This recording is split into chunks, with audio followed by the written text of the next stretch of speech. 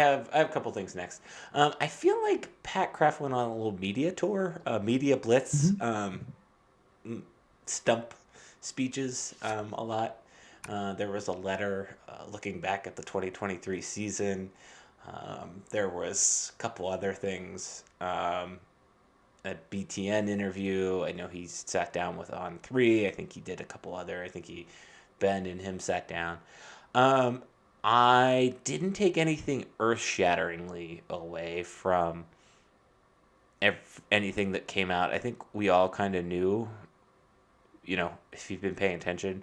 I think it's funny to watch him kind of change as Mark Woganich pointed out, went from, yeah, we're not going to sell the naming rights to, yeah, we're going to sell the naming rights. I thought that was like relatively interesting.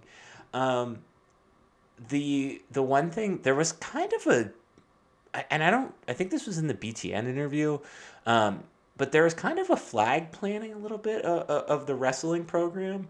And it's very fascinating to watch Pat Kraft really champion the wrestling program. Um, eh, that one's been kind of interesting to me. Like, I feel like he's grasped that in a way that maybe other athletic directors haven't, or at least maybe understands that there's a core to the fandom there of not just wrestling, but that can expand out even if it's a niche sport. Thought that was interesting. Um, any thoughts there before I move to my next point? I think the crossover of the fans for wrestling and the fans for the athletic program in general is interesting, right? Like those fans for wrestling are happy to have the AD championing that. And if you're the AD, pick your winning a sport and make sure you're getting behind it, which is what he's doing. But I would venture to guess that if you had to draw like some kind of Venn diagram of like wrestling fans and football fans who are grumpy, like I think there'd be a crossover there. Like I Oh think yeah, yeah. so I think there's that. Like, so you got to make those people happy and make sure you care about them and to also convey to them, hey, we need to support them all, right? So, not that it's a huge group, but I think that crossover of like, well, they don't need my money for football, but I love wrestling. I think that might be as big in that sport among the fans as any other sport. Certainly among any other sport that has a chance to make some money or makes money. I don't want So to. I think, go ahead. I don't want to sit here and generalize every Penn State wrestling fan because again I'm talking to one of them right now, or at least a season ticket holder of one. But I do feel like the vocal minority that causes me a lot of headaches at night when I sit down and write about Penn State football is coming from people sitting and paying for season tickets at Rec Hall. Wrestling. No, I think you're probably right, right? So I think that's a good thing to champion it. And I don't know where it came up, but I know it's came up in print I've seen a couple times, and I know it's been talked about among my athletic staff. They have a $22 million bill that that they need to pay as a Yeah. result of the House ruling, and they are committed to doing that. And it's about supporting our students and getting that done. That is the message externally and internally. So again, as much as they're all in on some things, they are all in on being at the highest level of whatever it is. Because and I guess that's the settlement. But going forward, you wouldn't have to do that. You wouldn't have to say we're going to pay this much Right. to be, So they are clearly all in on all of that. So Well, yeah, because yeah. he did say he wants to keep all 31 teams. Yep. I read an interesting article. I think it was on the Defector about men's gymnastics. How there's only like 14 programs in the country, and how a lot of people fear that they're kind of one of the first to go. So I thought that was interesting and maybe reassuring. Um, it's funny how we went from it maybe, and this isn't a Pat Kraft knock, but within the last like 4 years of Penn State needs to add a couple, at least another women's sport to.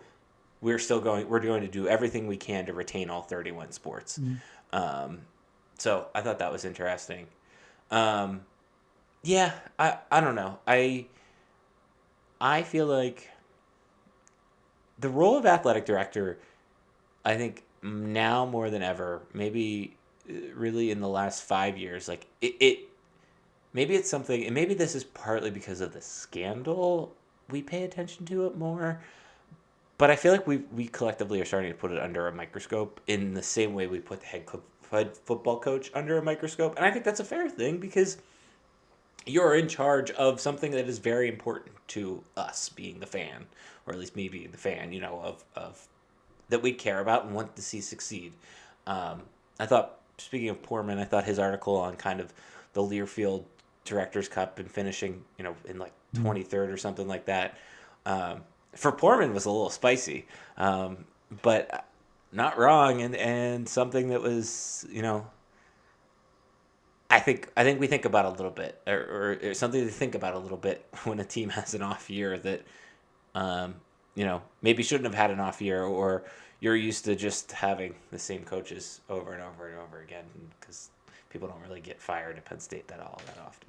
Not Yeah, saying anyone should get fired, but I think both football coach and AD in the past decade plus, right, have been seen as more because they framed it that way. The football coach, especially CEO and your stakeholders you report to, and those stakeholders are the fans if they're smart enough to know that they control the purse strings.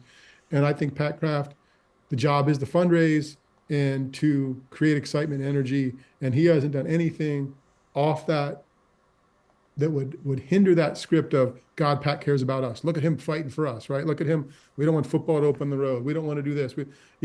He's picked all those battles, and people love that he's fighting them, and he's also raising money. So I no, I think don't he's know if doing I what he love wants to all do. of them. Well, no, I'm not a big fan. Like, there's some of the fights that I think you just do to make noise, right? Like, it feels like it's just saber rattling, just to say, don't overlook us. But in an 18 team conference, I don't know, maybe you need to be the squeaky wheel to make sure you don't get overlooked. Yeah, okay, that's fair. I just when my ticket donation goes up again, let me know. That's all I gotta say. Well, hey, I am a wrestling season ticket holder. At least I will be when they get my voice invoice and renew them. But I'm the hockey deadline's coming up. I'm not 100% sure that's going to happen because we've now added the donation for the seats, right? Mm, And it's now again, it's been 13 years, but in my lifetime as a season ticket holder, those tickets were like $300. Now we're looking at like almost like nine with the donation. and that's a lot. The other thing with hockey is like that's a lot of commitment. That's your Friday and Right, Saturday right, night, and like right. I Like I know think we for a can fact you're find getting rid of those tickets half the time. right, and we can find like so the biggest loser will be the in-laws, right? Like realistically, for us, if we find 6 or 8 games we're going to go to in person and we have to pay face value or God forbid more or a little bit less depending on where we find them, okay, so what, right? And we have enough people that we could probably say, hey, do you have tickets? Yeah. So no, the in-laws will lose out if we and a couple charities Okay. that I donated tickets to will lose out, but we'll see. Okay. All right.